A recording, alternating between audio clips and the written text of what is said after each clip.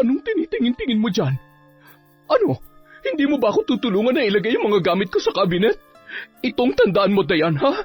Hindi ako nandito para sa'yo. Nandito ako kasi pinakaisapan ako ni Joseph. Bukod pa ron, huwag kang magpakakampante. Malalaman ko rin yung mga tinatago mong baho. Ay, wala po akong tinatago, Ma. Sa inyo o sa anak nyo. Siya nga po pala, ako na pong bahala sa mga gamit nyo. Magpahinga na lamang po muna kayo. Ay, hindi. Huwag mo na lamang akong tulungan. Wala akong tiwala sa'yo at baka mawala pa yung mga gamit ko. Dala-dala ko pa naman yung mga mamahalin kong alahas. Sayang, baka nakawin mo lang at iprenda.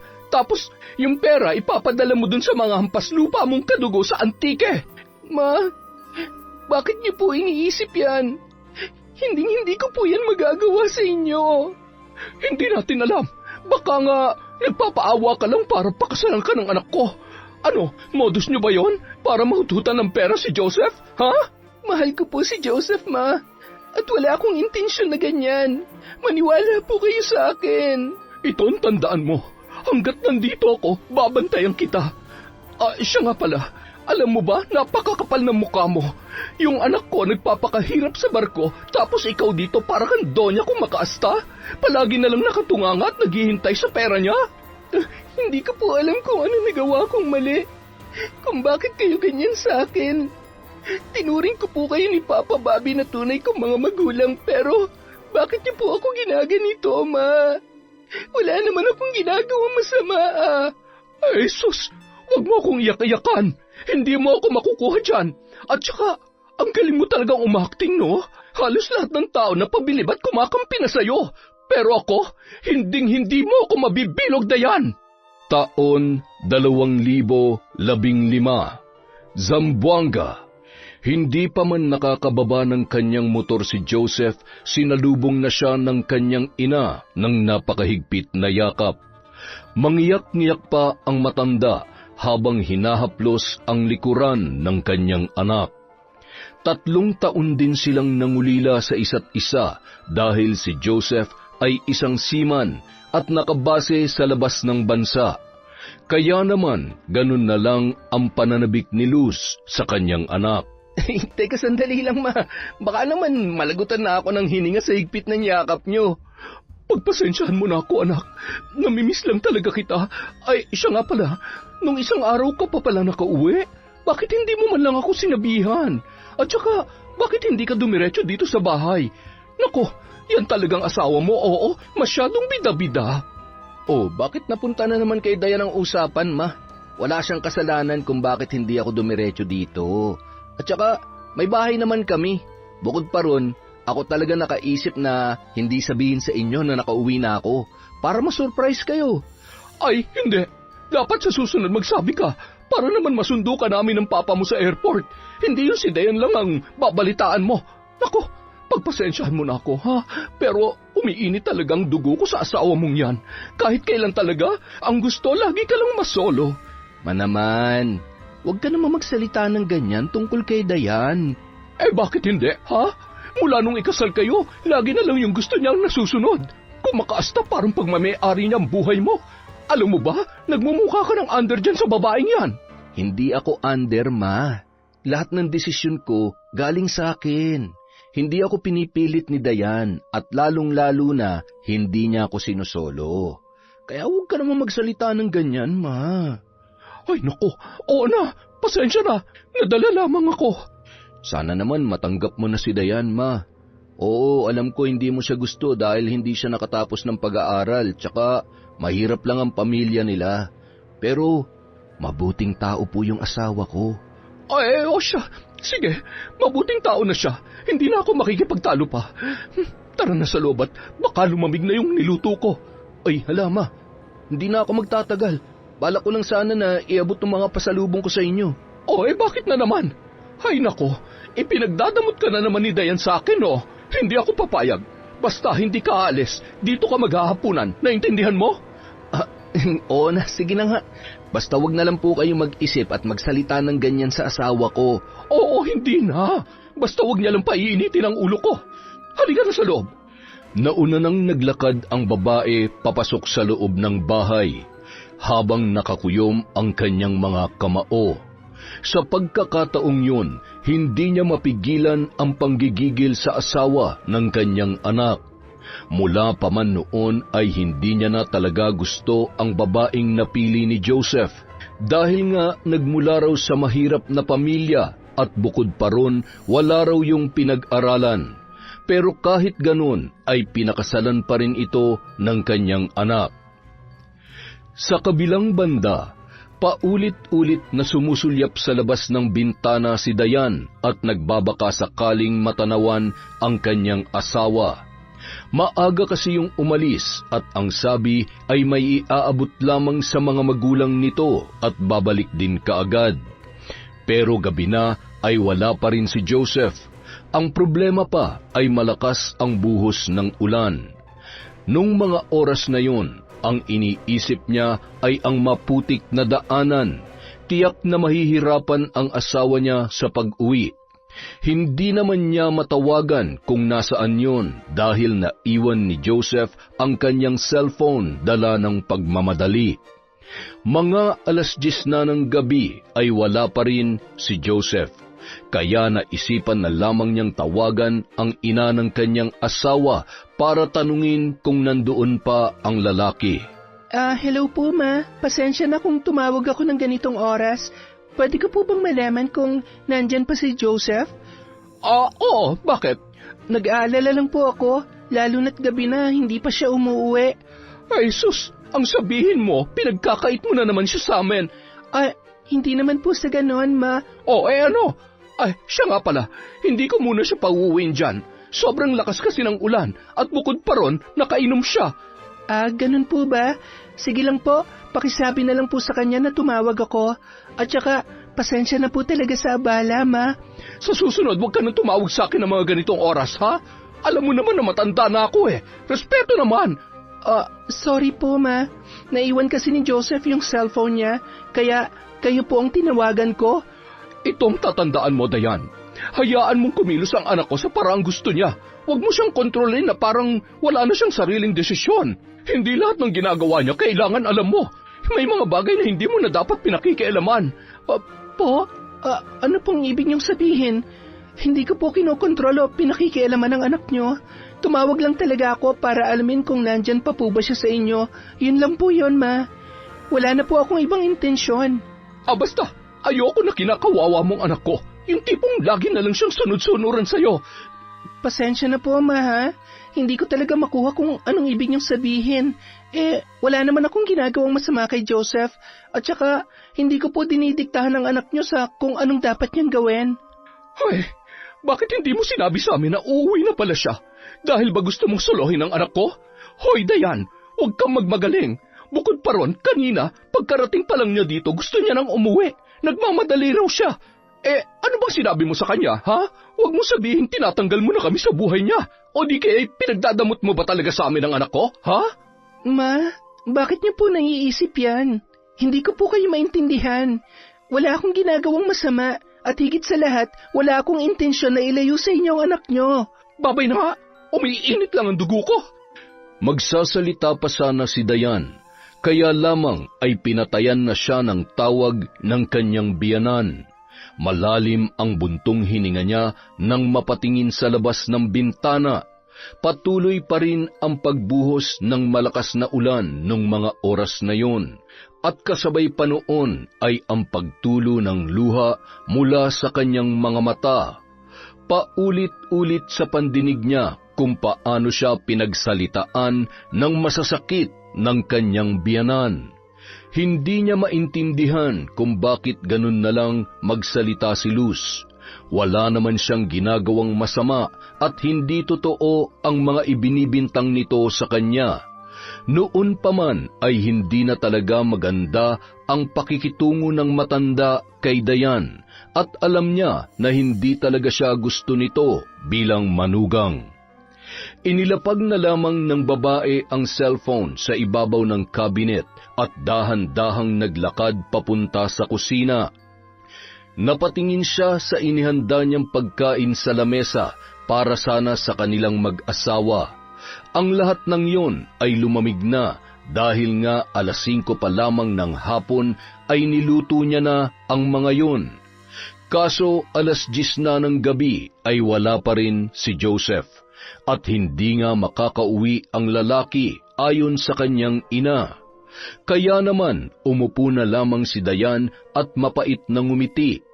Habang ninunguya ang kanin ay hindi niya yon halos malunok dahil iniisip niya pa rin ang mga salitang lumabas sa bibig ng kanyang biyanang babae. Alam niya na nag-iisang anak si Joseph, kaya ganun na lang ang nanay nito. Pero hindi naman tama para sa kanya na pagbintangan siya ng mga bagay na hindi niya naman ginagawa. Pero kahit ganoon ang pakikitungo ni Luz sa kanya, ay hindi siya nagtatanim ng galit. Dahil para sa kanya, normal lang yun. Ayaw lang ng isang ina na masaktan ang kanyang anak. Nang matapos kumain, ay hinugasan muna ni Dayan ang kanyang mga pinagkainan bago natulog. Kinaumagahan, nagising na lamang si Dayan nang maramdaman niya na mayroon nang nakayakap sa kanya. Paglingon sa kanyang likuran ay katabi niya na pala ang kanyang asawa. Napangiti ang babae at dahan-dahang hinaplos ang pisngi ni Joseph. Ay hala, sorry love, nagising yata kita. Ang cute mo talaga, love. Pasensya ka na kung hindi ako nakauwi kagabi ha. Nag-inuman kasi kami ni Papa, kaya ayun, medyo nalasing ako. At saka, ayaw din akong pauwi ni Mama lalo na't malakas ang ulan. Napakadelikado raw kasi, maputik pa naman sa daan. Okay lang, alam ko naman yon. Tumawag ako sa mama mo kagabi at ibinalita niya na yan sa akin. Ay, siya nga pala, anong oras ka nakauwi? 4:00 kanina madaling araw. Siya nga pala, may naisip ako, love. Ha? Ano yon? Alam mo naman na babalik na ako sa barko sa susunod na buwan, di ba? Ikaw na naman mag-isa rito sa bahay. Kaya, naisip ko lang, buti pa siguro, dito na lang muna si Mama habang wala ako, para naman may kasama ka. Okay lang ba yun sa'yo? Oo naman, wala namang problema dun eh. Pero ang tanong, ayos lang ba kay Mama? Hindi ko pa yan nasasabi sa kanya pero sana pumayag siya. Sana nga, pero ang inaalala ko lang, magkakasundo kaya kami? Alam mo naman na mainit ang dugo niya sa akin at mula pa noon, hindi niya na talaga ako gusto. Yun na nga ang point ko. Kung titira kayo sa iisang bahay, malaki ang posibilidad na makilala nyo lalo ang isa't isa.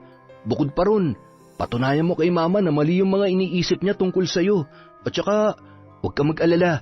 Mabait yan si Mama. Nagtataray-tarayan lang talaga yan kung minsan. Alam ko naman yan. Siya nga pala, meron akong tanong. Oh, ano yun? Babalik ka na naman sa barko tapos 3 taon na naman bago ka makauwi. Kailan na kaya tayo magkaka-baby? Ha? Gusto mo na pala ng souvenir? Anong souvenir ang pinagsasasabi mo dyan? Anak ba? Ay, teka, ano palang gusto mo? Babae o lalaki? Kasi ako, gusto ko lalaki. Kasi siya yung magiging tagapagtanggol ng mga kapatid niya. Ang advance mo naman mag-isip. Wala pa nga eh. Wala pa sa ngayon, pero ano, simulan na ba natin? May 1 buwan pa tayong magsasama. Malay mo, makabuo pa tayo ng kambal. Halika na. Anong halika na dyan? Ano ka ba? Magsasaing muna ako. Maaga pa naman eh. Dali na, kahit 1 round lang. Baliw ka talaga. Mamaya na, wala pa akong ligo eh. At saka, ang baho-baho ko pa oh. Sus, kahit hindi ka maligo ng 1 buwan, mabango ka pa rin sa akin. Nambola pa to para lang makascore? Pero mamaya na, okay? Magpahinga ka muna dyan at magsasaing pa ako, ha? Ay, kumbala. Tumatawang bumangon si Dayan at naglakad papunta sa kusina. Nagsaing siya at nagluto ng paboritong ulam ng kanyang asawa, kare-kare. Pagkatapos ay agad niya na yung inihanda sa lamesa. Tatawagin niya na sana si Joseph pero hindi na pala kailangan dahil paglingon niya ay nasa likuran niya na yun. pilyo siyang nginitian ni Joseph at sa pagkakataong yun, napataas na lamang ang kanyang kilay dahil alam niya na kung ano ang iniisip ng lalaki. Mamaya na nga, ang kulit ha. Sus, wala pa nga akong sinasabi. Ikaw talaga? Yang utak mo ha? Ewan ko sa'yo. Ay, ang taray naman. Hindi kaya. O siya, sige na, umupo ka na, kakain na tayo. Siya nga pala, nagluto ako ng kare-kare. Diba paborito mo yan? Totoo? Salamat ha. Nako, sakto, gutom na ako. Tumawa na lamang si Dayan sa naging reaksyon ni Joseph. Para kasi yung bata natakam sa pagkain. Sa pagkakataong yon, hindi niya mapigilang malungkot, lalo na't 1 buwan na lang silang magkakasama at babalik na sa barko ang kanyang asawa. Pero pilit na isinasantabi ni Dayan ang isiping yon at kumain na lamang. Pagkatapos noon ay sinimulan na nga nila ang pagbuo ng bata, nanigurado na baka mabuo kaagad. Bukod pa ron, nanabik din ang mag-asawa sa isa't isa, lalo na't 3 taon silang nagkalayo. Ganoon ang paulit-ulit na nangyari ng mga sumunod na araw, nagbabaka sakali na mabiyayaan sila ng anak. Palagi naman yung ipinagdarasal ni Joseph para rin hindi na mag-isa at malungkot ang kanyang asawa sa tuwing siya ay nasa barko. Sa kabilang banda, habang abala sa pagwawalis si Luz ng kanilang bakuran ay hindi niya namalayan na nasa likuran niya na pala ang asawa na si Bobby. Nang magsalita ang matanda ay agad siyang napatalon at pinaghahampas sa sobrang galit ang kanyang asawa. Diyos ko naman, Bobby, ginulat mo naman ako. Mamamatay ako sa inyo yan pasensya ka na. Ano bang iniisip mo at hindi mo man lang ako napansin? Ay nako, yung anak mo ang iniisip ko. Mag-1 buwan na pero 1 beses palang bumisita rito sa atin. Yan talagang Dayan na yan, oo. Malamang sinusulsulan niya si Joseph na huwag tayong puntahan dito. Luz naman, huwag mong pag-isipan ng ganyan na manugang mo.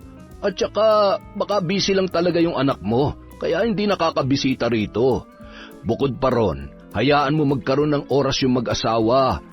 Ang hindi ko lang talaga gusto, mula nung maipakasal yung anak ko sa babaeng yon, naitsapwera na ako. Ano naitsapwera? Hindi ka naman tinanggalan ng karapatan bilang ina ni Joseph At saka, ikaw lamang ang nag-iisip niyan.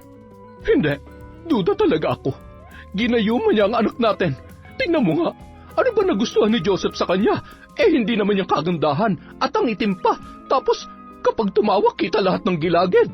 Para pang hindi marunong magsuklay. Tapos, parang hindi naliligo yung babaeng yun Ay, teka muna. Hindi na tama yung panlalait na ginagawa mo dun sa bata, Luz.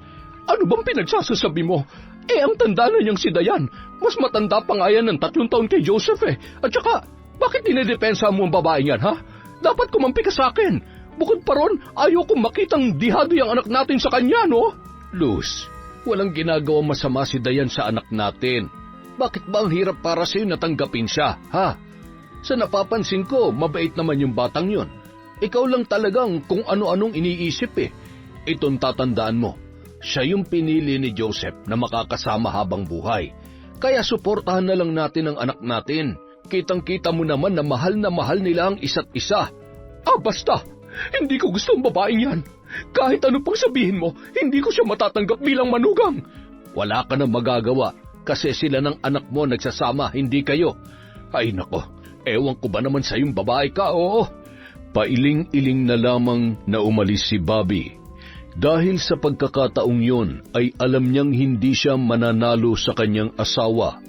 Opinyon pa rin nito ang mananaig. Naiintindihan niya naman ang pinaghuhugutan ni Luz. Ayaw lang nitong masaktan si Joseph, ang kanilang nag-iisang anak. Pero ang hindi lang nagustuhan ng matanda ay kung paano pag-isipan ng masama ng kanyang asawa ang kanilang manugang. 4 na taon na rin mula nung magpakasal ang kanilang anak, pero hanggang ngayon ay hindi pa rin tanggap ng kanyang asawa ang babaeng napiling pakasalan ni Joseph. Hindi pa man nakakalayo si Bobby ay bumalik siya ulit. nang makita ang motor ni Joseph na paparating. Si Luz naman ay agad na binitawan ang walis at nagmamadaling sinalubong ang kanilang anak. Ang tagal mo namang hindi bumalik dito. Mag-iisang buwan na. Pasensya na ho, Ma. Nabisi lang. Ay, siya nga pala. Ulam po, oh. Luto po yan ni Dayan. Ay naku, nag-abala pa siya. Pakisabi na lang na salamat dito, ha. Sige, maiwan ko na muna kayo. Ipapasok ko lang to sa loob. Sige po, Pa. Ma, kaya po pala ako pumunta rito para sana makiusap sa inyo. Oh, ano yun? Tungkol saan ba? Gusto ko sanang makiusap sa inyo na kung pwede, sa amin muna kayo tumira. Sa susunod na linggo na kasi ang balik ko sa trabaho, Ma. Kaya sana ayos lang sa inyo na samahan niyo muna si Dayan sa bahay habang wala ako. Ano? Ayoko nga. Ayokong tumira kasama siya sa iisang bubong, no? At alam mo naman na hindi ko gusto yung asawa mo, di ba? Kaya wag mo na akong pakiusapan pa kasi hindi mo ako mapipilit. Ang mabuti pa, kumuha na lamang kayo ng katulong. Kesa ako mismong guguluhin mo para lang pakisamahan niyang si Dayan. Ay nako, hindi ko kaya. Grabe naman kayo, Ma. Bakit ba ayaw na ayaw niyo sa kanya? Wala naman siyang ginagawa masama sa inyo, ah. Mabait po ang asawa ko't nagmamahalan po kami. Kaya sana naman, tanggapin niyo na siya bilang manugang niyo. Tsaka, kaya ako naisip yon para mas makilala niyo pang isa't isa para mapatunayan niya rin sa inyo na mali yung pagkakakilala niyo sa kanya. Hindi ko kayang makita ang pagmumukha niya araw-araw. Buti nga ngayon ay hindi mo dinala rito. Baka mas lalo pang uminit ang ulo ko. Alam ko po nagseselos lang kayo sa kanya, pero sana naman tanggalin niyo na yun sa damdamin niyo. Kasi ako pa rin naman to, Ma. Ako pa rin yung baby niyo. Ano nagseselos? Ako? Sa kanya? Hindi, no? Bakit naman ako magseselos sa babaeng yun? Sino ba siya? Nandidiri ako sa pinagsasasabi mo. O siya, sige na. Hindi na kayo nagseselos. Pero sana naman, Ma, pagbigyan niyo na ako. Please? O, sige na nga. Pumapayag na ako. Pero hindi para sa kanya, ha? Kundi para sa'yo. Okay lang din to para naman mabantayan ko yung asawa mo. Baka magloko pa yan eh. Wala pa naman akong tiwala dyan. Ay, nako. Maraming salamat po, Diyos ko. Napapayag ni Joseph ang ina na samahan si Dayan habang siya ay wala. Sa pagkakataong yun, iniisip ni Luz kung paano niya pakikisamahan ang kanyang manugang. Bukod pa ron, hindi bukal sa loob niya ang pagpayag, lalo na't ayaw niya talaga ang babaeng yun. Sa kabilang banda, abala sa pagtutupi ng mga damit ng asawa si Dayan. Inilalagay niya yon sa loob ng maleta bilang paghahanda sa nalalapit na pag-alis ng lalaki. Napabuntong hininga na lamang siya at tiningala ang nakasabit na wedding picture nila sa dingding. Kasabay noon ang pagbalik ng mga ala-ala ng kahapon, ang tungkol sa kung paano binago ng asawa ang kanyang buhay. Noon, nakatira lamang siya sa maliit na barong-barong sa Antique kasama ang kanyang lola Tasing na isang manggagamot at kilala rin na may kasanayan sa pambabarang. Doon sila nakakakuha ng pera na ginagamit nila sa pang-araw-araw. Nagpapasalamat na lamang siya dahil maraming kliyente ang kanyang lola. May iba na nagpapagamot lang o di kaya ay nagpapahilot. Pero karamihan na pumupunta sa kanila ay mga kababaihan na pinagtaksilan ng kanilang mga asawa at ang nais ay makaganti. Kaya nagpapatulong sila sa matanda para parusahan ang mga babaeng nang aagaw ng asawa ng iba. Gayunpaman, dahil sa katandaan ay namatay na ang lola ni Dayan at naiwan na siyang mag-isa. Ang naisip na lamang niya ng mga panahong yon ay magtinda ng gulay sa palengke para kumita at mabuhay. Hanggang sa isang araw, nagkita sila ni Joseph at mula noon ay nagbago na ang kanyang buhay. Dinala siya ng lalaki sa Zamboanga, ipinakilala sa mga magulang at pinakasalan. Napahinto sa malalim na pag-iisip si Dayan nang marinig niya ang motor ng kanyang asawa na kakahinto lamang. Agad siyang lumabas at nakangiting sinalubong ang lalaki. Ano? Kamusta ang lakad mo? Pumayag ba si Mama na dito na tumira? Yun nga, muntik nang hindi pumayag. Buti na lang, nakuha ko sa pakiusap. Mabuti naman kung ganon. Siya nga pala, naihanda ko na yung mga gamit na dadalhin mo pabalik sa barko. Grabe naman, handang-handa na. Gusto mo na yata talaga akong umalis eh. Nagsasawa ka na siguro sa pagmumukha ko, no? Hindi Kung ako lang masusunod, ilalak kita dito sa loob para hindi ka na makaalis. At saka, kahit kailan hindi ako magsasawa sa pagmumukha mo, no? Ang sarap kaya sa feeling na pagising ko sa umaga, yung mukha mong nakikita ko. Mahal na mahal kita, Joseph. Yon! Mahal na mahal din kita, love. Siya nga pala, may ilang araw pa ako kasama mo. Sulitin na natin to para sigurado na talaga makakabuo tayo ng baby. Tsaka, tingnan mo yung langit parang uulan. Parang ang sarap makipagbuno ngayon. Buno pala Sige, halika dito. Umaasa ang mag-asawa na makakabuo ng bata. Sa mga nagdaang araw, kahit wala pang nararamdaman, sinusubukan nila ang pregnancy test, ngunit negatibo ang resulta. Pero hindi pa rin nawawalan ng pag-asa ang mag-asawa. Makalipas ang 1 linggo, habang nasa biyahe papunta sa airport ay hindi maiwasang maiyak ni Dayan. Dahil aalis na naman ang kanyang asawa at maiiwan na naman siya nito. Kasama niya ang kanyang mga biyanan na sina Bobby at Luz sa paghatid kay Joseph. Nung mga oras na yon, gusto na lamang napahintuin ni Dayan ang oras para lang makasama pa ng matagal ang kanyang asawa.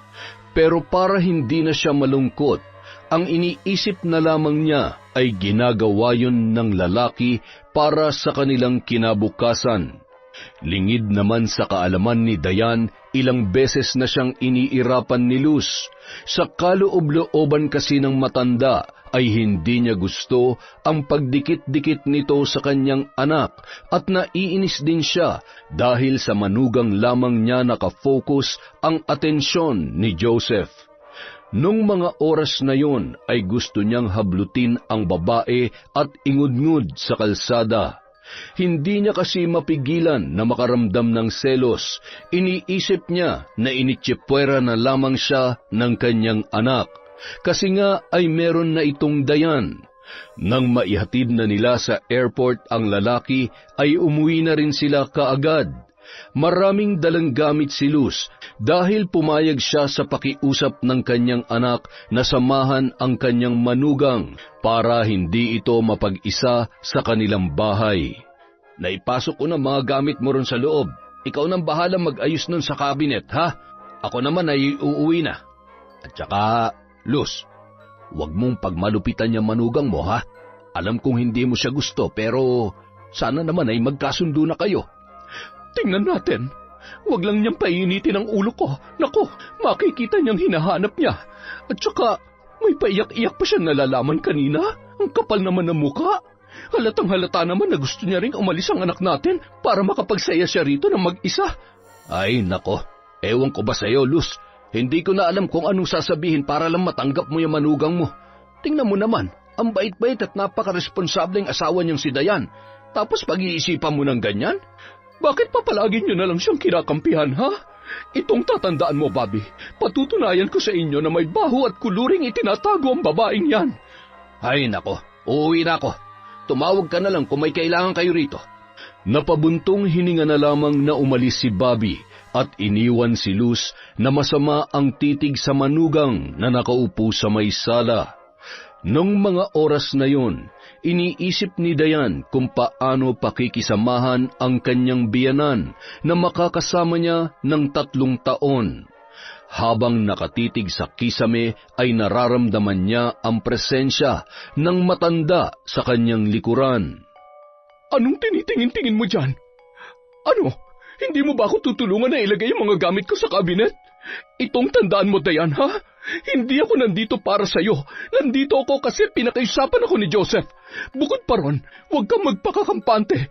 Malalaman ko rin yung mga tinatago mong baho. Ay, wala po akong tinatago, Ma. Sa inyo o sa anak nyo.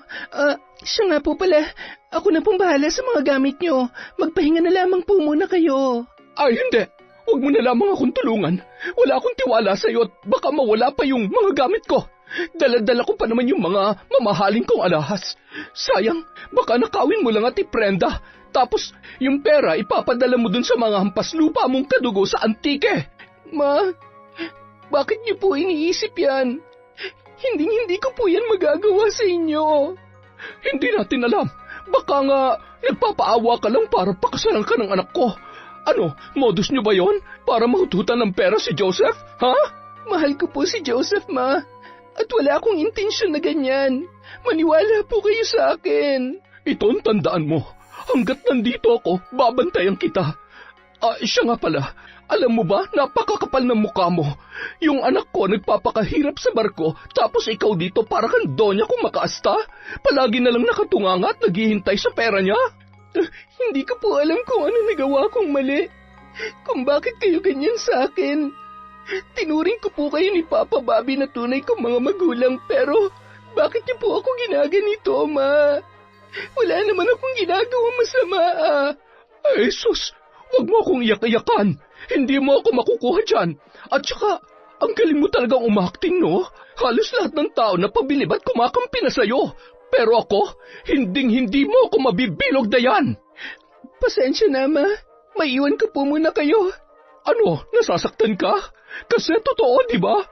Magpapahangin po muna ako, medyo masakit lang ho yung ulo ko sa biyahe. Grabing palusot yan, ha? Pero sige, ay siya nga pala. Baka kung ano-anong sabihin mo kay Joseph, ha? Nako, madadagdagan talaga ang award mo. Bida-bida, sumbungera, hututera, at ano pa ba? O siya, sige na, magpahinga ka na. Baka bumaha pa rito ng luha eh. Hindi pa naman ako marunong lumangoy. Tumatawang iniwan ni Luz ang kanyang manugang. Sa pagkakataong yon, hindi niya mapigilan ang sarili, lalo na't halos gumawa na sa harapan niya si Dayan. Hindi niya na talaga mapigilan ang kanyang nararamdaman dahil nung mga oras na yon, nangingibabaw na ang inggit at selos niya rito.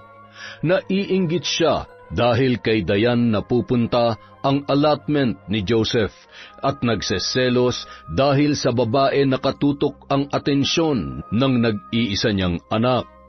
Sa kabilang banda, mahinang umiiyak si Dayan sa kanyang kwarto habang iniisip ang masasakit na salitang pinagsasabi ng kanyang biyanan.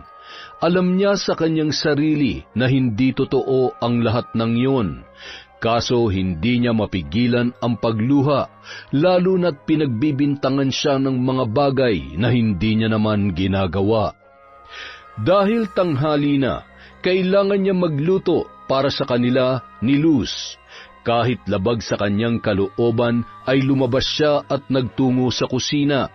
Nakita niya pa sa sala ang matanda habang masamang nakatingin sa kanya. Binaliwala niya yon at ngumiti na lamang para pagtakpan ang kaba. Nang makapagluto na ay tinawag niya na ang kanyang biyanan. Ngunit hindi nito kinain ang kanyang niluto. Sa halip ay nagluto yun ng bago at pinagsabihan pa siya ng matanda na wala itong tiwala sa kanya at baka nilagyan niya pa ng lason ang pagkain. Hindi na lamang umimik ang babae para wala ng gulo. Nang mga sumunod na araw, ganun na rin lang ang kanyang ginawa. Pinalaki kasi siya ng lola niya na may disiplina at may respeto sa mga matatanda. Kaya naman, hanggat maaari ay ayaw niyang makapagsalita ng masasakit sa kanyang biyanan. Bukod pa ron, kahit malayo ang loob nito sa kanya, ay mahal niya pa rin yun dahil kay Joseph. Isang araw, habang nagbibihis si Dayan, ay agad na pumasok sa kanyang kwarto si Luz at masama siyang tinitigan nito. Ano po yon, Ma? Bihis na bihis ka. Saan ka pupunta? Ubus na po kasi yung stocks natin dito sa bahay, kaya naisip ko pong mag-grocery ngayon. Hoy, Dayan, hindi mo ako maloloko. Ano, makikipagkita ka ba sa lalaki mo? Porket wala rito ang asawa mo nakikipaglandian ka na? Ma, mag-grocery lang po ako. Sana naman hindi kayo nag-iisip ng kung ano-ano. At saka, pasensya na po pero hindi ko po kayo papatulan. Ay, sus! Huwag kang magpaka-plastic. Ilabas mo yung tunay mong kulay. Ano, natatakot ka? Akala ko ba hindi takot sa away ang mga squatter? Ayoko po ng gulo, Ma. Kung wala kayong tiwala sa akin, pwede naman kayong sumama para mabantayan niyo ako. Yun po ay kung gusto niyo. Aba, sasama talaga ako. Baka kung saan-saan mo pagastusin yung pera na pinapadala ng anak ko. Ay, siya nga pala. Sa susunod na padala ni Joseph, ibigay mo sa akin, ha? Para ako may kontrol sa pera at magastos ng tama. Kasi kahit saan tingnan, hindi ka mapagkakatiwalaan. Ay, kung yun po ang ikakapanatag ng isip niyo, sige po. Magbihis na po kayo at hihintayin ko na lamang po kayo sa labas. Hep, hep, hep. Teka, yan lang bang isusuot mo? Opo, bakit po? T-shirt lang po to at shorts. Hindi, palitan mo yan ng jacket at pajama. Ano, balak mo bang ibalandra sa labas yung paa mo? Akala mo naman napakaputi ang itim-itim naman. Irarampa mo pa talaga para saan? Para akitin ang mga kalalakihan? Mahiya ka naman, may asawa ka na. Ma, shorts lang po to. Huwag niyo pong gawing big deal. At kung ano-ano na lang yung lumalabas sa bibig niyo, puro naman walang katotohanan. Aba, sumasagot ka na sa akin, ha? Makakarating to kay Joseph at ipapaalam ko rin sa kanya na nakikipaglandian ka sa labas. Nakikipaglandian sa labas? Nandito pa tayo sa loob ng bahay, Ma. Sige na po, magpapalit na ako kung yun ang gusto niyo. Yan, ganyan nga. Ayoko yung sinusuway ako. Matapos sabihin yon ng matanda, iniwan niya na ang babae. Napaupo na lamang sa kama si Dayan at malalim na napabuntong hininga. Isang buwan na ganoon ang pakikitungo sa kanya ng kanyang biyanan. Nag-aalala siya kung makakayanan niya bang pakisamahan ang matanda sa loob ng 3 taon. Pagkatapos niya magpalit ng damit ay lumabas na siya ng kwarto. Nadatnan niya ang kanyang biyanan sa sala na masama ang titig sa kanya. Sinabihan niya na lang ito na sila ay aalis na.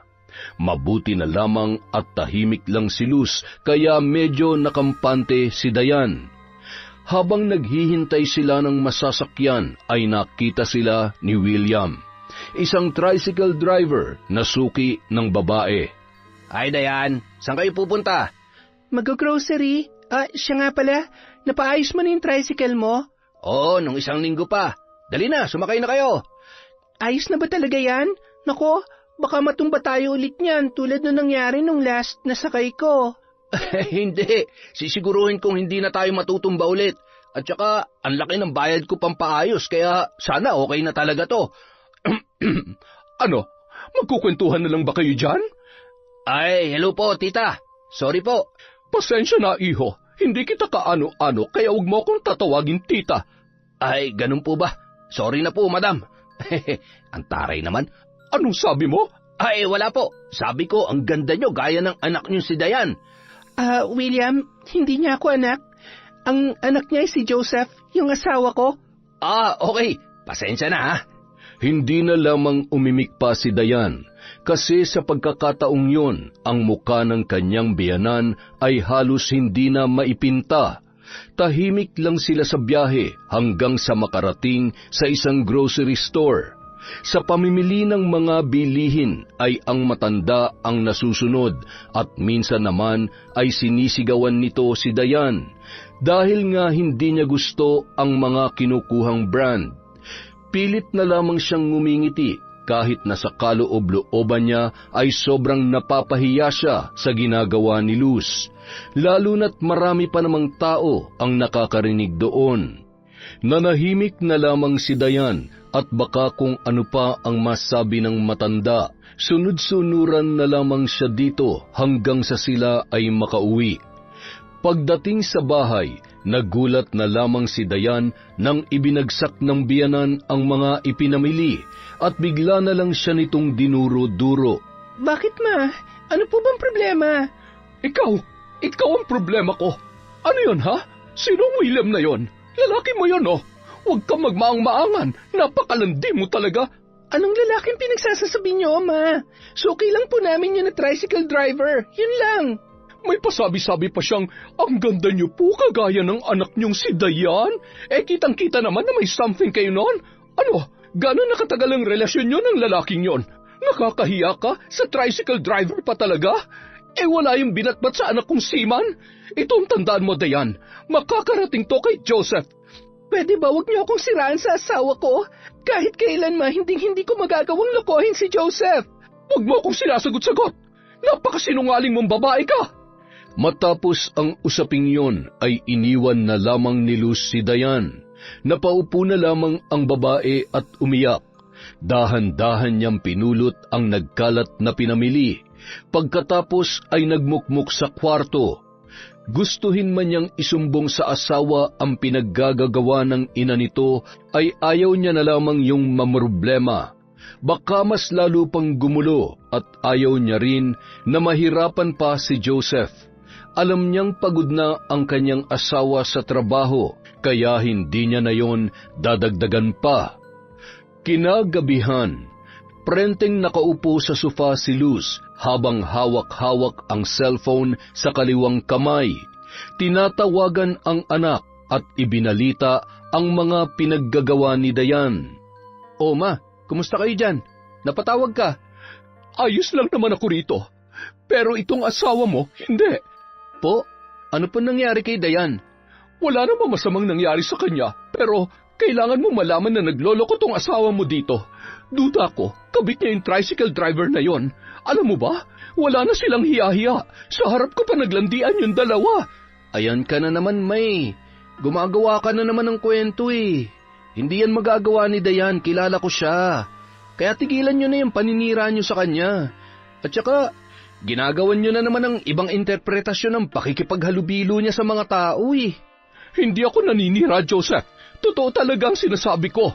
Bakit ba ayaw mo akong paniwalaan, ha? Mas una mo ako nakilala kaysa sa babaeng yon. Mama mo ko. At hindi ko magagawa magsinungaling sa'yo. Maniwala ka kasi haliparo talaga yung asawa mo. Kilala kita, Ma, at alam kong hindi mo gusto si Dayan. Kaya ganyan mo na lang siyang pagbintangan. So ako na naman ang mali at yung asawa mo hindi. Joseph naman, ayaw lang kita masaktan at maloko ng Dayan na yan. Ina mo ko kaya maniwala ka sa akin. Wala kang ebidensya, Ma, kaya please lang, huwag mong gawan ng chismis ang asawa ko. Sige, ebidensya ba ang gusto mo? Madali lang yan. Hintayin mo at patutunayan ko sa iyo na nagsasabi ako ng totoo. Ay, kayong bahala. Ay, siya nga pala. Ibababa ko na tong tawag, Ma, ha? May ginagawa ako. Ay, sige lang. Mag-iingat ka riyan. Mahal na mahal kita, anak, ha? Matapos ang pag-uusap na yon, ay hindi napigilan ni Luz ang sarili. Hinagis niya ang cellphone sa sahig dahil sa galit at inis na kanyang nararamdaman. Sarili niya kasing anak ay hindi siya pinaniniwalaan. Pinagmuka pa siya nitong sinungaling at gumagawa lamang ng storya para siraan ang babae. Nung mga oras na yon, gusto niyang sugurin ang kanyang manugang. Pero pinigilan niya lamang ang kanyang sarili at nag-isip ng ibang paraan para paniwalaan siya ng kanyang anak at magmukhang masama ang kanyang manugang. Lingid sa kanyang kaalaman, narinig lahat ni Dayan ang mga pinagsasabi ng matanda sa kanyang asawa. Natuwa lamang siya lalo na't sa reaksyon pa lang ng biyanan ay hindi na ito pinaniwalaan ng kanyang anak.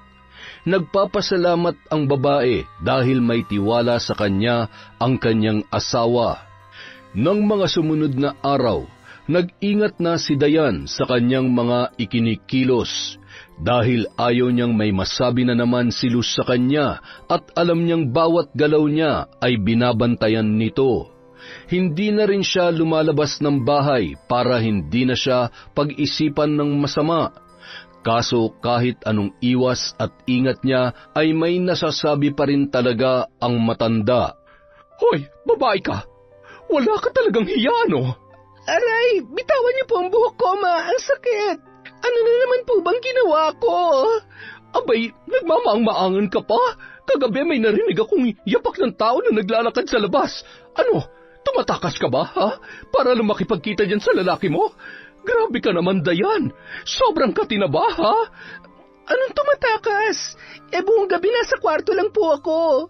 Ilang linggo na rin akong hindi lumalabas. At saka, anong lalaki? Wala akong lalaki, Ma. Huwag ka nga magsinungaling, hayop ka. Matagal na ako nagtitimpi sa'yo. Alam mo bang pinagmumukha mo kung masama sa anak ko? Wala akong sinabi kay Joseph. Tungkol lang sa mga nangyari rito, Ma. Kaya anong pinagsasasabi niyang pinagmumukha ko kayong masama?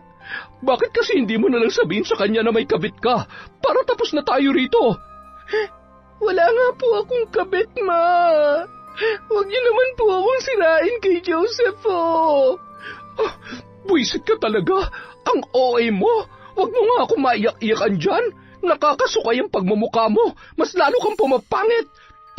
Ay nako, makalis na nga. Tinalikuran ni Luz si Dayan na umiiyak. Nung mga oras na yun, gusto na lamang lumabas ng babae at iwan ang kanyang biyanan. Hindi niya na halos makaya ang pambibintang at panlalait nito sa kanya.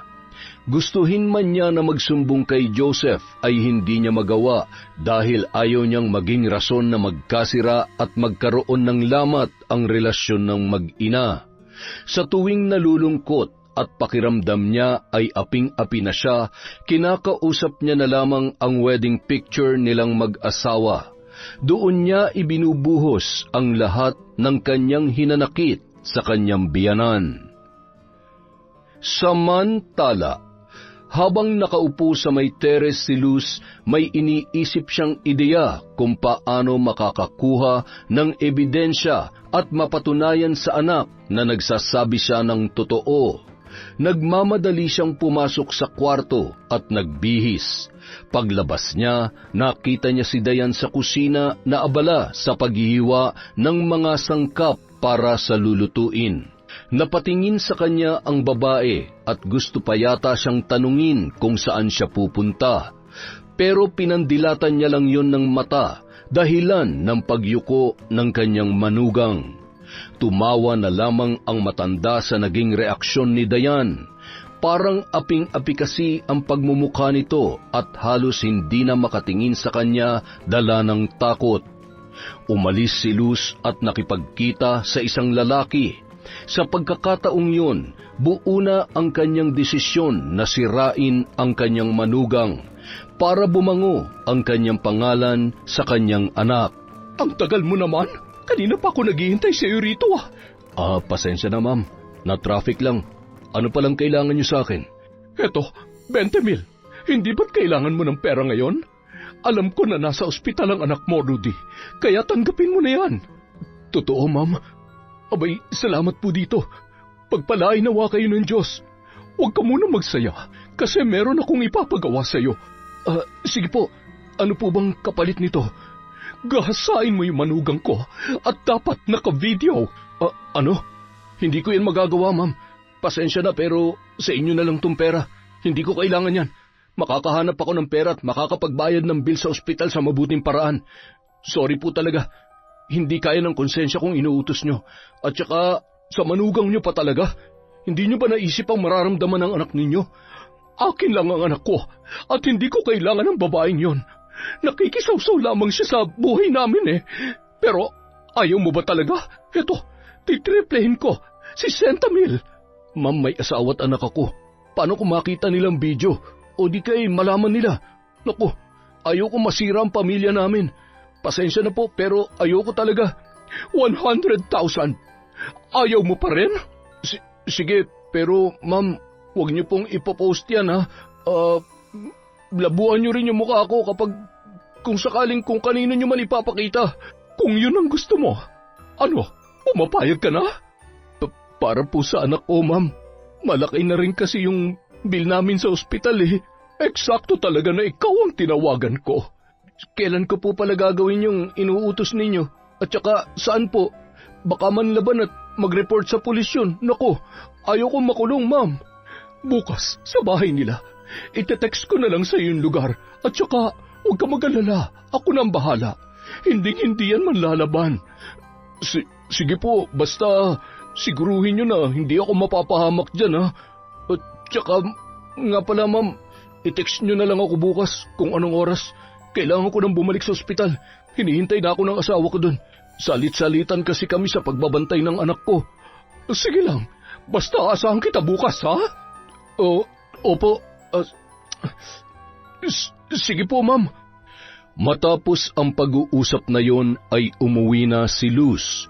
Patawa-tawa pa siya nang pumasok sa bahay. Napakunot noon na lamang si Dayan sa ikinikilos ng kanyang biyanan. Gusto man niyang magtanong kung saan yun nanggaling ay hindi niya na ginawa. Baka sabihan pa siya nito na pakialamera at kung ano-ano pang masasakit na salita. Tinanong niya na lamang kung kumain na ba yun, ngunit hindi yun sumagot at pinandilatan lamang siya ng mata. Kinagabihan, habang naghuhugas ng pinagkainan, biglang may tumawag sa cellphone ni Dayan. Napangiti na lamang ang babae nang makitang si Joseph ang tumatawag. Hello, love. Kumusta ka dyan? Ayos lang ako dito, love. Kayo dyan, kumusta ang pakikitungo ni Mama sa'yo? Ayos lang naman kami. Sa totoo nga, nagkasundo at nagkamabutihan na kami ng mama mo, kaya huwag ka na mag-alala at huwag mo na kaming isipin. Ang alalahanin mo ang sarili mo. Mag-iingat ka lagi dyan, ha? Mahal na mahal kita. Ang tamis, Mahal na mahal din kita, love. Sigurado ka bang nagkaayos na kayo ni Mama? Sabihin mo lang sa akin kung may problema at kung pinagsasalitaan ka na naman niya ng masasakit. Oo nga, okay na kami. Kaya huwag ka na mag-alala. Sige. Ay, siya nga pala. Kumusta? Wala ba nabuo? Nabuong ano? Yung souvenir ko sa'yo. Souvenir ka dyan? Hindi ko pa alam eh. Hindi pa ako nakakabili ng pregnancy test, pero hula ko, parang meron na. Kasi minsan naduduwal ako eh. Palagi rin akong inaantok at saka hindi pa ako dinadatnan. Talaga? Woohoo! Baka buntis ka na nga. Naku, excited na ako magka-baby. Lord, sana bigyan niyo na kami ng anak. Sana nga. Excited na rin ako eh. Bumili ka ng PT pag nakalabas ka para malaman na natin. Sige, love, tumawag ka pag may problema at balitaan mo ako sa resulta. Bye muna, love. I love you. Sige lang, love. Mag-ingat ka dyan. I love you too. Ibinabana ni Dayan ang tawag at napangiti. Nang mga oras na yon, parang naibsan ang bigat na kanyang dinadala. Marinig lang ang boses ng asawa ay masaya na siya at kontento. Kinabukasan, maagang gumising si Luz at nagluto. Pakanta-kanta pa siya habang hinahalo ang mga sahog ng kanyang nilulutong ulam. Nang matapos ay agad niya yung inihain sa lamesa. Paglabas naman ni Dayan sa kwarto ay napakunot ang kanyang noo. Maaliwalas kasi ang muka ng kanyang biyanan at parang nasa mood. Naggulat pa siya nang alukin siya ng matanda na kakain na sila. Sa loob ng 2 buwan, yun pa lang ang unang beses na magkasabay silang kumain ni Luz. Tinanggap naman niya ang alok nito at napangiting umupo sa upuan. Bakit parang gulat na gulat ka yata? Masanay ka na, Dayan. Simula sa araw na ito, ituring mo na akong tunay na ina. At saka, kalimutan mo na yung mga sinabi ko. Hindi ko sinasadya yun. Alam mo naman na mahal ko si Joseph at ayaw ko siya masaktan. Kaya pasensya na sa mga nagawa ko sa iyo, ha? Totoo po ba, Toma? Matagal ko na po itong ipinagdarasal. Salamat po. Huwag po kayo mag-alala. Hindi ko sasaktan ang anak ninyo. Mabuti naman. Sana'y patawarin mo ko sa mga kasalanan ko sa iyo. Sana hindi ka galit sa akin. Kahit kailan, Ma, hindi ako magtatanim ng galit sa inyo. Salamat po talaga. O siya, sige, kumain ka na. Ay naku, baka lumamig pa tong mga niluto ko. Tamang-tama po, nagugutom na ako. Amoy pa lang parang ang sarap na. Ay, masarap talaga ito. Lahat ng ulam na to ay paborito ni Joseph. Hinay-hinay at baka mabulunan ka, ha? pasensya na po. Matakaw lang po talaga ako. Oh, dahan-dahan lang. Oh, yan. Eto ang juice. Uminom ka. Salamat po, Ma. Lingid sa kaalaman ni Dayan na ang juice na iniinom niya ay nilagyan ng kanyang biyanan ng pampatulog. Lihim naman na napangiti si Luz at hinintay ang epekto ng gamot na yon. Ilang minuto lang, unti-unti nang napapapikit si Dayan dahil sa antok. Napasubsob na lamang siya sa lamesa at nakatulog. Nung mga oras na yon, pumasok na ang lalaki na binayaran ni Luz. Agad nitong binuhat si Dayan papunta sa kanyang kwarto. "Ma'am, kailangan ba talaga nakabidyo? Kasi kung ganun, mahahalata na tulog ang babae at walang kabuhay-buhay." Oo nga, ano? May utak ka rin pala. Picture na lang, sige. Pero parang hindi ko talaga kaya to, ma'am. Napakaamo na mukha ng babaeng to. Ngayon pa lang nakukonsensya na ako. Gagawin mo ba o hindi? Bayad ka na, Rudy. Kaya hindi ka na pwedeng tumanggi. Gagawin ko po, pero sino pong kukuha ng picture? Ikaw na, basta siguraduhin mong malinaw yung kuha at kitang-kita yung mukha niya.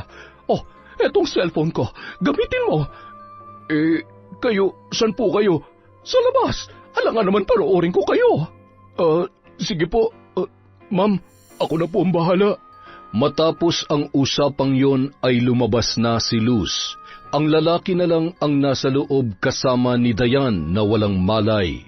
Napakrus pa ang lalaki bago hubaran ng damit si Dayan.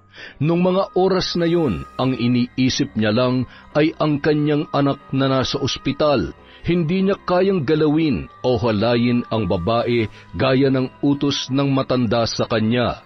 Sa halip, kumuha lang siya ng mga litrato na parang totoong may nangyari sa kanila. Ilang minuto lang ay binihisan niya na si Dayan at lumabas siya sa kwarto. Agad niyang iniabot kay Luz ang cellphone. Pagkatapos ay nagmamadaling umalis. Hindi niya man lamang tiningnan ulit ang mga nakuha niyang picture. Makalipas ang 3 oras, nagising na si Dayan at nagtataka kung ano ang nangyari.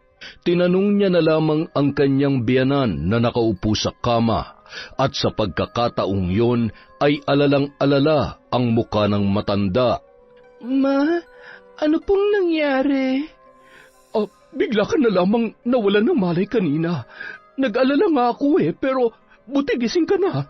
Ano, kamusta ang pakiramdam mo? Okay naman po. Huwag po kayo mag-alala.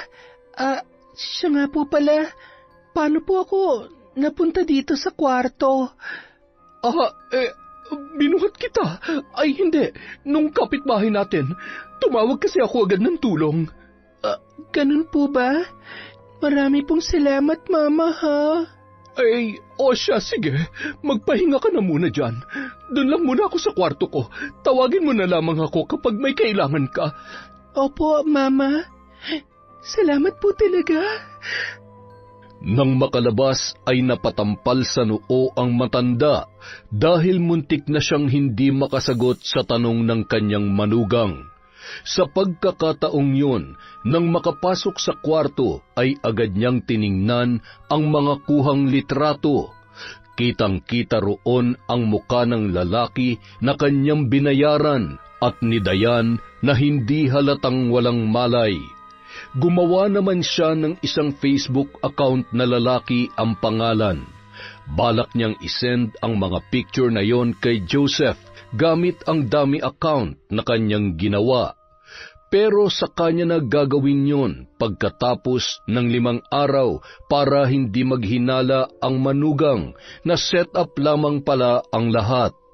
Sa mga lumipas na araw, nagpanggap pa rin si Luz na mabait at mapagmahal na biyanan sa kanyang manugang.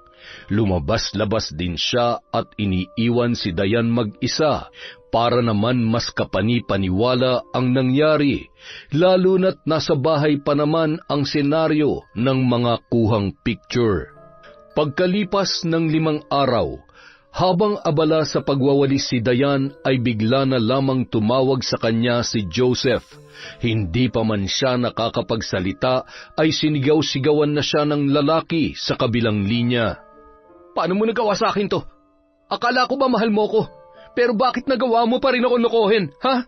Ako lang pala yung binibilog mo. Alam mo ba, napakalungkot dito sa barko, pero tinitiis ko lahat para sa'yo. Love, anong nangyayari? Hindi kita maintindihan. Oo, malayo ako. Pero hindi yun sapat na dahilan para makipagrelasyon ka sa iba. Ano bang pinagsasasabi mo? Wala akong ginagawa rito, maniwala ka. Hindi ko alam kung saan galing yung ibinibintang mo sa akin. Kaninang umaga, nakatanggap ako ng message sa isang lalaki sa Facebook. May sinend siya sa akin ng mga picture at ang linaw-linaw na mukha niyong dalawa. Kaya huwag ka na magsinungaling pa. May ebidensya ako. Joseph naman, maniwala ka, wala akong alam dyan. Sa katunayan nga, lagi lang ako nasa bahay eh. Hindi ako maalis at nakikipagkita sa kung sino man. Kaya huwag mo akong pagbintangan sa mga bagay na hindi ko naman ginawa. Yun na nga eh. Hindi ka nga umaalis sa bahay. Kasi yung lalaki mo mismo ang pumupunta dyan. O eto, na-forward ko na sa yung pictures. Tingnan natin kung makapagsinungaling ka pa. Diyos ko, mukha ko to Pero hindi ko maalala kung kailan to nangyari at higit sa lahat, hindi ko kilala ang lalaking yan. Joseph, love, please, maniwala ka, wala akong alam dito. Tama pala si Mama. Binibilog mo lang ang ulo ko. Ang sakit. Ang sakit-sakit na yan. Hindi ko nga alam to. Maniwala ka naman sa akin, love. Marami pa sanang sasabihin si Dayan, pero binabana ng kanyang asawa ang tawag. Sa pagkakataong yun, napaupo na lamang siya sa sahig at humagulhol. Paulit-ulit niyang tinitingnan ang mga larawan. Siya talaga ang babae roon at nasa mismong kwarto pa nila. Pero ang hindi maintindihan ng babae ay kung bakit wala siyang maalala. Hindi niya matandaan kung paano nangyari ang lahat. Makalipas ang ilang oras, dumating na ang kanyang biyanan. Magsusumbong na sana siya, kaso bigla na lamang hinablot ng matanda ang kanyang buhok at pinagsasampal ang kanyang manugang. Aray ma, bitawan niyo ako, masakit po. Wala ka talagang hiya. Tanggap na sana kita eh. Pinatunayan mo pa na totoo mga binibintang ko sa iyo dati. Kung tungkol to sa mga picture, hindi ko po alam yon, maniwala kayo, ma. Nakakahiya ka. Dito niyo pa talaga ginagawa ang kalaswaan niyo ng lalaking yon. Ito ang tandaan mo. Simula bukas, dapat hindi ko na makita yung pagmumukha mo. Nakakadiri ka. Ma, parang awa niyo na. Wala akong mapupuntahan. At saka, maniwala po kayo. Hindi ko magagawang lokohin ang anak ninyo. Mahal na mahal ko po si Joseph, ma. Tumigil ka na sa mga kasinungalingan mo. Mas lalo mo akong ginagalit. Itong dapat sa'yo. Aray! Tigilan niyo na po ang pagsipa niyo sa akin. Ang sakit po ng tiyan ko. Parang awa niyo na, ma. Ay sus, ang galing mo talagang umarte, no? Ang husay mo mambilog ng ulo ng tao. Nakakagigil ka. Mas lalo mong pinaiinit ang ulo ko. Dapat, pagbalik ko, wala ka na sa pamamahay na ito. Pag nakita pa kita, mas lalong magiging impyerno ang buhay mo. Magmamakaawa pa sana si Dayan, kaso ay tinalikuran na siya ng matanda. Nagmamadali na lang siyang tumayo at nagpunta sa kanyang kwarto. Kumuha siya ng backpack at inilagay doon ang kanyang mahalagang gamit. Napagdesisyonan na lamang niyang umalis at baka mas lalo pang magalit at saktan siya ng kanyang biyanan. Nang lalabas na sana ay napahinto siya at napatingin sa ilalim ng kama. Kinuha niya ang isang kahon doon at binitbit. Napatingin naman si Dayan sa pendant ng kwintas na susi sa nakakandadong kahon at dahan-dahang naglakad palabas. Hindi naman niya mapigilan na mamilipit dahil sa sakit ng tiyan, pero tiniis niya na lamang yun. Habang naghihintay ng masasakyan ay nakita niya si William. Nag-usisa ang lalaki kaya sinabi niya ang lahat ng nangyari. Hindi ito naniwala at nagbiro pa. Pero nang makitang namimilipit sa sakit ng tiyan si Dayan ay bigla itong kinabahan. Lalo yung nadagdagan nang makitang may dugong umagos sa may hita ng babae. Agad na sinugod ni William si Dayan sa ospital. Binantayan pa niya yon ng ilang oras at nagpaalam din na siya ay uuwi na. Sinabihan niya pa ang babae na babalikan niya ito. Pero sabi lang ni Dayan ay wag nang mabahala dahil kaya niya na ang kanyang sarili at gusto niya rin na mapag-isa. Mabuti na lamang na intindihan yon ng lalaki. Hindi na namilit pa si William at sinabihan na lamang si Dayan na tawagan siya kung magkakaroon ng problema o kung may kailangan. Pagkatapos noon ay umalis na si William sa ospital. Makalipas ang ilang minuto, dumating ang doktor at masayang ibinalita sa babae na ligtas ang bata sa kanyang sinapupunan. Sinabihan din siya na kailangan niya ng bed rest lalo na't maselan ang kanyang pagbubuntis. Hindi siya makapaniwala na 2 buwan na siyang buntis. Magkakaroon na sila ng baby ng kanyang pinakamamahal na asawa. Sa pagkakataong yun, ilang ulit niyang tinawagan si Joseph para ibalita sana ang tungkol sa kanyang pagbubuntis. Kaso hindi yun sinasagot ng lalaki. Sa halip ay pinapatayan siya ng telepono. Kinabukasan, pinayagan na ng doktor na makauwi si Dayan. Habang paika-ikang naglalakad palabas ang babae, ay paulit-ulit niyang tinitingnan ang lalaki sa picture. Kahit anong pilit niyang alalahanin, ay hindi talaga niya kilala ang lalaking yun. Dahil sa sobrang tutok sa cellphone, ay nabangga ni Dayan ang kanyang nakasalubong. Ay hala, sorry po. Hindi ko po sinasadya. Okay lang po ba kayo? Ayos lang ako. Sa susunod, huwag kang mag-cellphone pag... Pag ano po? Ay, hala, wait. Pamilyar po kayo. Pasensya na, nagmamadali ako, ma'am. Maiwan na kita. Teka, saglit. Sisigaw ako rito kapag umalis ka. Nagmamadali talaga ako. Hinihintay na ako ng asawa at anak ko, kaya pasensya ka na. Sandali lang sabi. Iniiwasan mo ba ako? Anong pinagsasabi mo? Hindi kita kilala, ma'am. Hindi rin kita kilala, pero please, pwede ba kitang makausap sandali? Hindi po. Kailangan ko nang umalis. Paraanin niyo ako. Ikaw to, di ba? Hindi ako yan. Pwede ba? Huwag kang umarang sa daraanan ko. Hindi mo pa nga tinitingnan yung picture kaya sige na. Umamin ka na. Ikaw ba to? Nakikiusap ako sa'yo. Hirap na ako.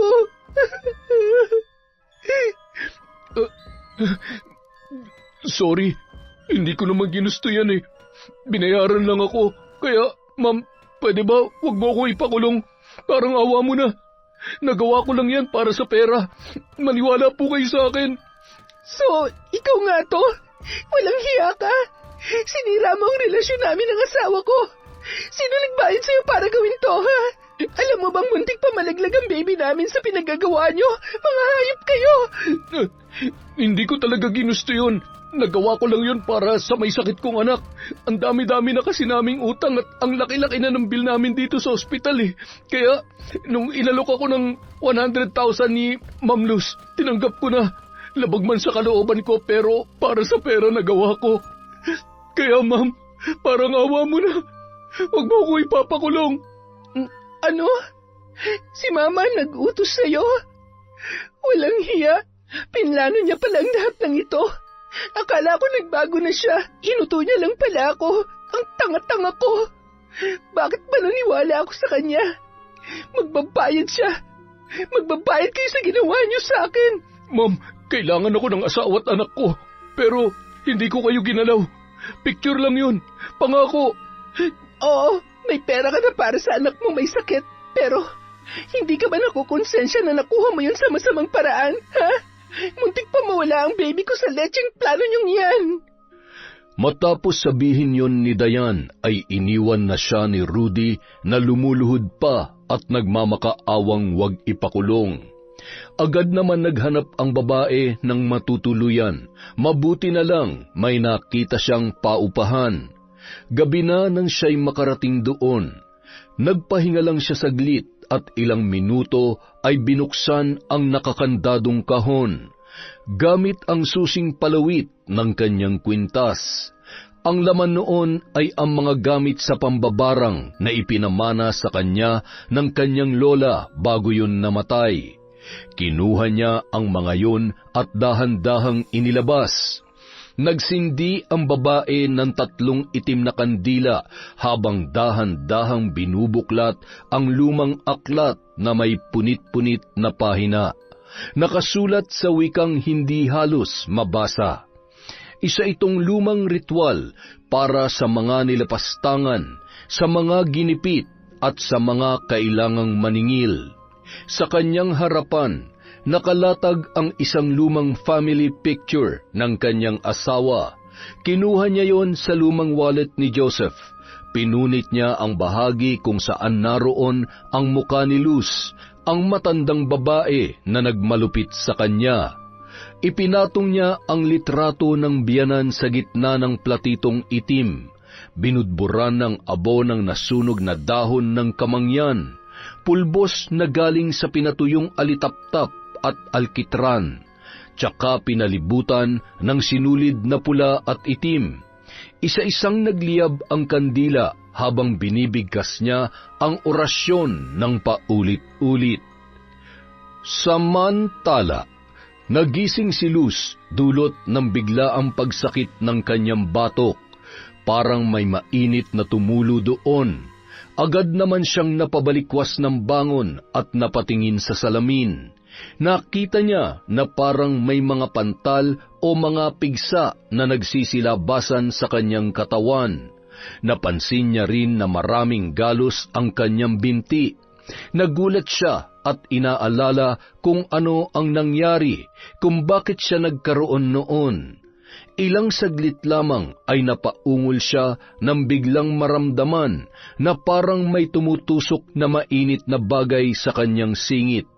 Napaupo ang matanda at halos hindi na maigalaw ang katawan dala ng sobrang sakit at kati. Hirap man ay kinuha niya ang kanyang cellphone at nagmamadaling tinawagan ang kanyang asawa. Hello, Luz. Napatawag ka. 11:00 na ng gabi May problema ba dyan? Tulungan mo ako, Bobby. Puntahan mo ako rito. Ngayon din. Ha? Bakit? Ano nangyayari sa'yo? Ang sakit ng katawan ko. Basta, dalihan mo na. Kailangan mo akong dalhin sa ospital. Teka lang. Hindi ako makakapunta dyan ngayon kasi yung sasakyan hiniram ng kapatid ko. Ay, nga pala, si Dayan. Nasaan ba? Wala siya rito. Basta, ipapaliwanag ko na lamang sa'yo. Dalihan mo na, mag-commute ka na lang. Sige. Papunta na ako dyan. Nang ibaba ni Bobby ang tawag, ay dahan-dahang tumayo si Luz. Namimilipit siya sa sakit ng katawan at pinilit na makalabas ng kwarto. Ilang hakbang pa lang ay napaupo na siya dahil sa pagkahilo. Wala pang ilang segundo ay sumargo mula sa kanyang bibig ang matinding suka. Lumabas doon ang maiitim na langgam, ipis at uod. Gumagapang at halatang buhay na buhay. Natakot ang babae at agad na nagsisigaw ng tulong. Walang tigil ang paglabas ng insekto na mas lalong ikinatakot ng matanda. Makalipas ang kalahating oras, dumating na si Bobby na hingal dahil sa pagmamadali at nagulat siya nang makita ang kalagayan ng kanyang asawa. Luz, ano nangyari sa'yo? Teka, ano yan? Uod? Ay, Diyos ko! Tulungan mo ako. Dalhin mo ako sa ospital. Anong ospital? Hindi yan magagamot ng mga doktor. Dadalhin na lamang kita kay Nanay Diyosa. Ano? Ayaw ko. Hindi ako naniniwala sa albularyo. Ay, ano ba sa tingin mo makakapagpagaling sa'yo, ha? Tingnan mo nga yung sitwasyon mo ngayon, Luz. Magagamot ba yan ng mga doktor? Ay, Diyos ko, yan nangyayari sa'yo ngayon tulad yan ng kay Mama noon. Oh, anong ibig mong sabihin?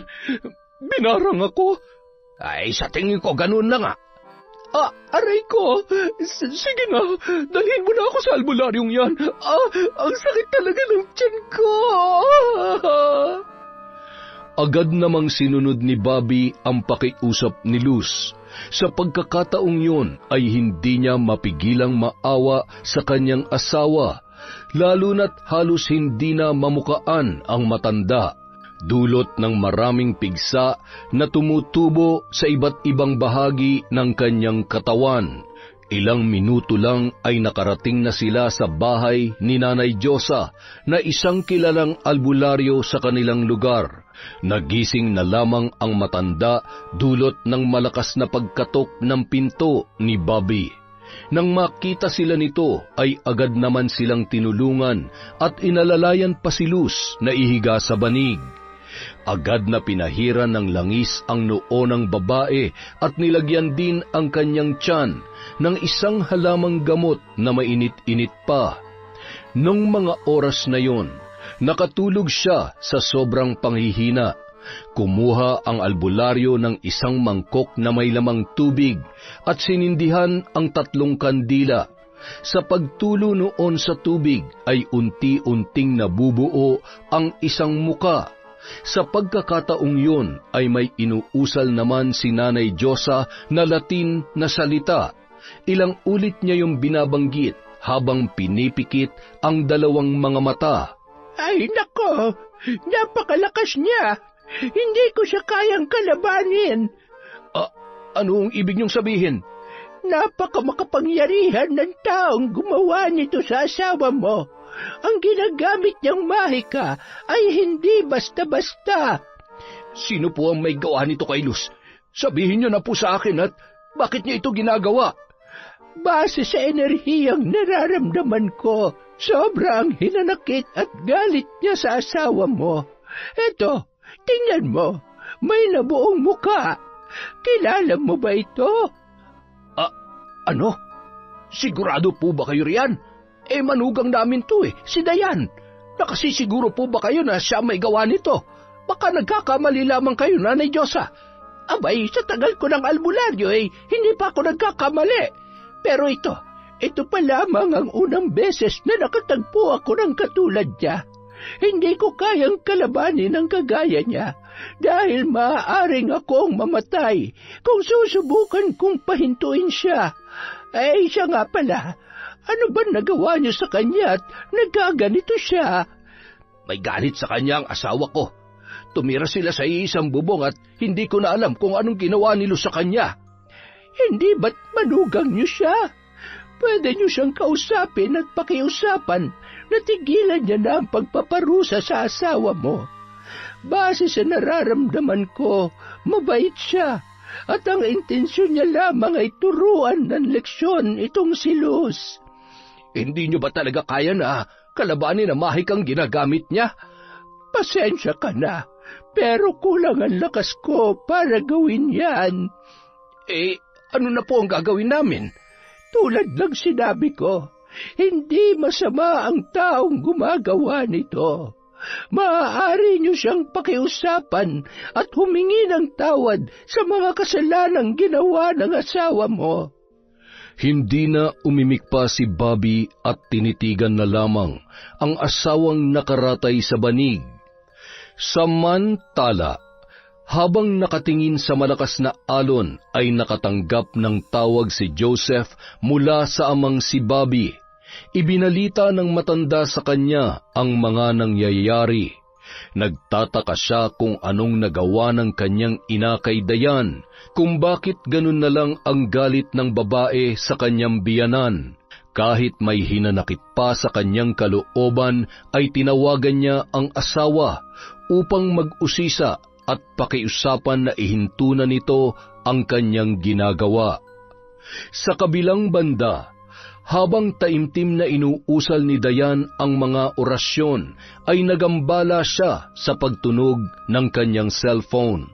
Hindi niya sana yun sasagutin pero hindi ito humihinto at paulit-ulit lamang na tumutunog. Hello, Dayan? Buti sinagot mo. Bakit? Anong kailangan mo? Akala ko, di ka magiging katulad ng lola mo. Akala ko tinapon mo na yung pinamana niya sa yung mga gamit niya sa pambabarang. Pero ano nangyayari, ha? Anong kasalanan ni Mama sa'yo para gawin mo yun sa kanya? Anong kasalanan niya?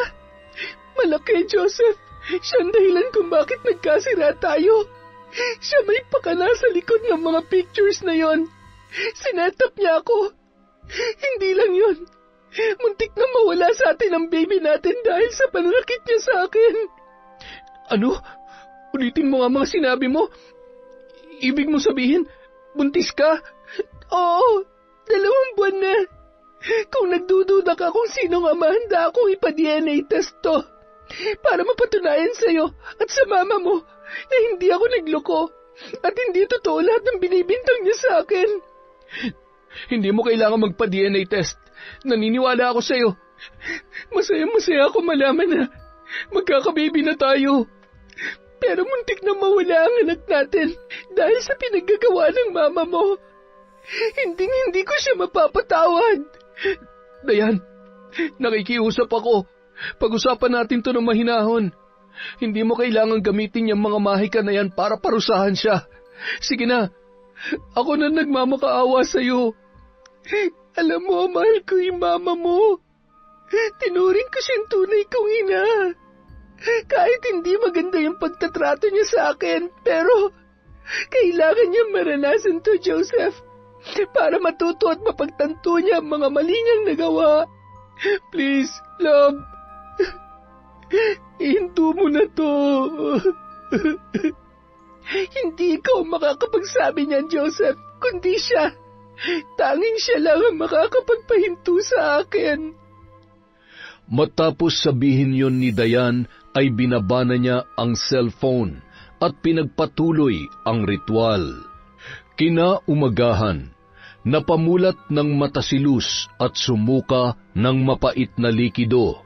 Unti-unti naman niyang nararamdaman ang paghapdi ng kanyang labi na kahit humigop man ng sabaw ay hindi niya magawa dahil hindi niya na halos maibuka ang kanyang bibig.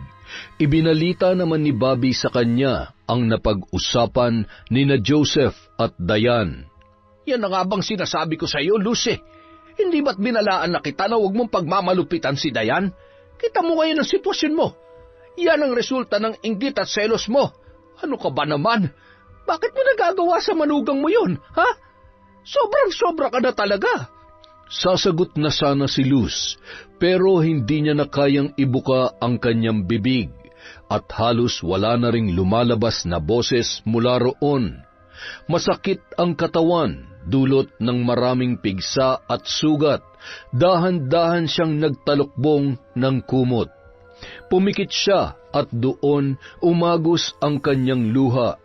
Sa pagkakataong yun ay taimtim siyang nagdarasal na naway patawarin siya sa mga kasalanang nagawa niya at nagmamakaawa rin siyang ihintuna ng kanyang manugang ang pagpaparusa sa kanya. Sa isip niya ay nangako siyang hindi na niya uulitin ang mga nagawang kamalian at pagmamalupit sa babae.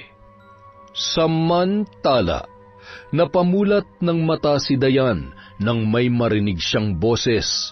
Nung mga oras na yon ay napatingin siya sa mga nakalatag sa sahig, ang mga ginagamit niya sa pambabarang sa kanyang biyanan. Napapikit siya nang marinig ulit ang tinig ni Luz. Nagsusumamo at nagmamakaawa ang matanda sa kanya na ihinto na ang kanyang ginagawa. Mabuti naman, Ma. Salamat at naisip mong mali ang mga ginagawa mo. Sana hindi mo na to ulitin. Yun na lamang ang nasabi ni Diana at marahang hinipan ang kandilang nauupos na. Inilagay niya ulit ang mga gamit sa pambabarang sa loob ng kahon at kinandado yon. Makalipas ang 2 araw, Nagising si Luz sa mahabang pagkakatulog. Ramdam pa rin ng matanda ang panghihina pero wala ng sakit, sugat at mga pigsa. Ganoon pa man, makikita pa rin ang malaking pagpayat nito dahil ilang araw siyang walang ganang kumain. Napatingin naman siya sa paligid. Nagulat na lamang nang malamang nakauwi na pala siya sa bahay ng mag-asawa. Una niyang hinanap si Dayan at sa pagkakataong yun ay nalungkot siya sa itinugon ni Bobby. Hindi kasi alam ng kanyang asawa kung nasaan ang kanilang manugang. Ilang ulit nilang tinawagan ang babae pero hindi sila sinasagot nito. Kinabukasan, habang nagwawalis ng bakuran si Luz ay bigla na lamang siyang napahinto at napaluhod nang makita ang manugang na nakangiting nakatingin sa kanya. Ma, kumusta na po kayo? Dayan, anak, patawarin mo ko. Hindi ko na uulitin, pangako. Kasalanan ko ang lahat. Tatanggapin ko yung parusa mo sa akin, basta patawarin mo lamang ako. Okay na po yun, Ma. Sorry po sa mga nagawa ko sa inyo. Hindi, ako dapat ang humingi ng kapatawaran. Kasi ako nagkasala. Sorry kung pinagbintangan at ginawang kita ng mga kwento. Nagsiselos lamang ako kasi parang inagaw mo kasi sa akin yung anak ko eh. Ma, hindi mo dapat maramdaman yan. Kasi yung pagiging nanay mo, hindi yan mapapalitan. Kayo pa rin ang unang babae sa buhay ni Joseph. Lagi niyo po yung tatandaan. Ang bait-bait mo pala. Sorry kung ngayon ko lang nakita ang kabutihan mo. Ayos lang po, Ma. Siya nga pala, meron po akong balita. Ano yun? 2 buwan na po akong buntis. Magiging lola na po kayo. Ha? Totoo ba? Opo, Ma. Huwag po kayo magduda kung kanino to kasi si Joseph lang ang tanging lalaki sa buhay ko. Hindi naman ako nag-iisip ng ganyan. Nagpapasalamat lang ako sa Diyos. Abay, totoo ba talaga? Naku, excited na akong makarga ang apo ko. Tumawa na lamang si Dayan sa reaksyon ng kanyang biyanan. Ibinalita naman yon ni Luz kay Bobby at sa pagkakataong yon ay parang nanalo sa loto ang dalawa. Sa mga sumunod na araw ay parang mamahaling bagay si Dayan dahil alagang-alaga siya ng kanyang mga biyanan. Nung araw ding yon, inilibing niya na sa likod ng kanilang bahay ang kahon na naglalaman ng mga gamit sa pambabarang. Nais niyang ibaon yun at kalimutan para hindi na magamit kailanman. Nagkaayos na sila ni Joseph at balak pa ng lalaki na pagbaba niya ng barko ay hindi na siya babalik pa at mamumuhay na lamang kasama ang mga mahal niya sa buhay, lalong-lalo na ang kanyang asawa at anak. Yon! Ganon pa rin. Isa na namang malupit na kwento mula sa kwentong Enteng. Napakaganda naman nun, happy ending tayo. Pinatawad si Luz ng kanyang manugang. At dahil absent tayo sa shoutout kahapon, meron tayo ngayon. Bawi-bawi lang, boys. Simulan natin kay Ednalyn Tupas. Hi kay Idol Ashtin Olviga, kay Roslyn Jimenez.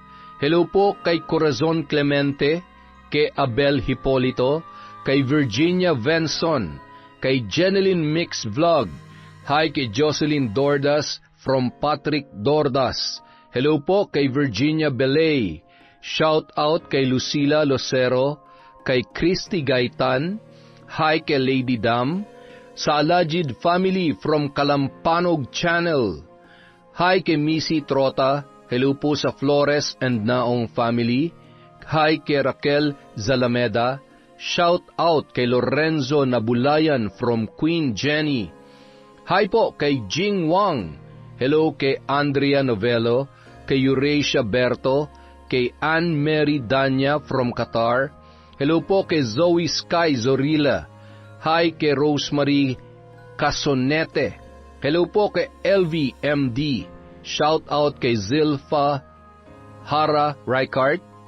Hi kay Maria Lee Nakagawa, kay Evangeline Naadat, kay Alicia Lauro. Hello po kay Lilia Malate. Hi kay Mardy Suzuki, kay Marjorie Dequilia, kay Diaries Yuki. Hello kay Kurt Mina, kay Lydia Lopez, kay Angelica del Rosario, kay Maria Liza Mula. Shout out kay Elizabeth Maramot, kay Sheila Camino, kay Josefina Fuelias, kay Leia Delfin from Rico Alde. Shout out kay Richel Adapon, kay Rosette Ersando, kay May Baylen, kay Rachel Villacrucis. Happy birthday po sa apo ni Febe Ranyada. Hi kay Salvacion Mabia, kay Jing Mendoza, kay Scarlett Sky Maniego. Hi kay Michelle Cardo Fabro, Trico Das Animation. Hello po kay Robert Crimen, kay Maria Grace Grefaldia, kay Annalisa Puazo, kay Odessa Lejano, kay Kune Castillo from Sesa. Hi kay Charlene Gumansing, kay Marites Pinka, kay Abby Ruiz, Wildcats Kuting, kay Lynette Reparado, kay Good Samaritan. Hello po kay Red Gaspar, kay Lynn Ferrer TV, sa TVJ Rosie Hedorio. Hi po kay Lord Queen OFW Vlog, kay Elizabeth Dungka, kay Abner Peredo, kay Girly Joy Cayetano. Shout out kay Kel Rodis, kay Michelle Cedron, kay Aurora Cristobal, kay Joe Dordas from Patrick Dordas. Hi kay Hani from Tokyo, Japan, kay Sophiel, kay Nene Gayas. Hello po kay Doris Estander, kay Raquel Romualdo, kay Dolores Bell, kay Sofian Nang from Chona Baynosa from Malaysia. Hi kay Willie Malbas, kay Marilu Francisco. Hello po kay Merly Patalya, kay Shauma TV, kay Ruth Ann Migano. Shout out kay Jackie Ram, kay Merly Kidian. Sa Alahids family from Jenaline Rodrigo, kay Rosalina Bugayong, kay Leonora Ventura from QC, Lovely Poras from Diaries Yuki, kay Edgar Francisco, kay Jefferson Hapson, kay Elizabeth Maramot, kay Sang O. Hello po kay Precious Lintawo, kay Arlene Torquiza, kay Kiarsa, kay Emily Cosino, kay Merly Pura, sa De Jesus at Manalang family from Amelie Manalang, kay Kylor Draboy, kay Reyna Glenn Panayas. Hello po kay Erica Hesmel, kay Manchi Liaser, kay Agatha Maganda. Hello po sa Cabral, Anilio, Rosales, Perez, Bibale, Baby Cabral from Estela da Silva. Hello po kay Wayne Cariaga, kay Eliza Felias, kay Nena Dayuno. Shout out kay Arnel Claridad, sa Arteaga family from Diana Arteaga, kay Marian de la Fuente, kay Rudy Malinaw. Hello po kay Dorena Ray, kay Kim Castillo from Fe Bukayan. Bangungot Diaries. Hello po kay Mami from Doha, Qatar, kay Milrose Galvez, kay Rubina Andres, at kay Filipina Palsario. Sa mga hindi po na shoutout, marami pa po tayong videos. Maraming salamat po. Mag-iingat po kayong lahat. Ingatan niyo po ang inyong kalusugan, ang inyong mga sarili, at syempre magdasal po tayo palagi. Maraming salamat po mula sa Kwentong Enteng.